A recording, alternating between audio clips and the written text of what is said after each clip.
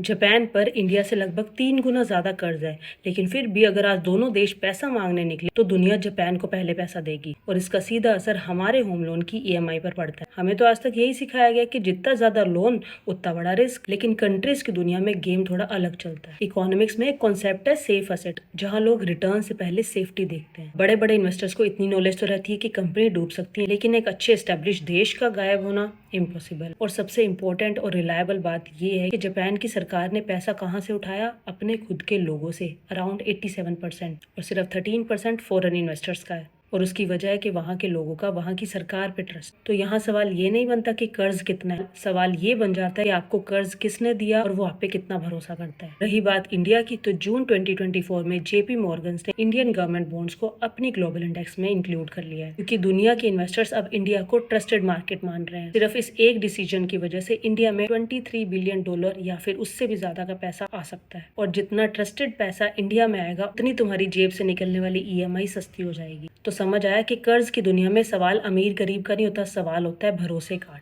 क्योंकि जब ट्रस्ट मिलता है, पैसा खुद चल कर आ जाता है। अगर कुछ नया सीखने को मिला हो तो एक लाइक कर देना और मुझे कमेंट्स में बताओ, ट्रस्ट के अलावा भी कोई चीज़ है जो कर्ज लेने के लिए इंपॉर्टेंट है। और ये वीडियो उनको शेयर कर दो जो कहते रहते हैं कि इंडिया कभी डेवलप नहीं होगा, क्योंकि उनका ये डेटा देखना बहुत जरूरी है। लॉजिक लगाओ, सॉर्टेड बनो।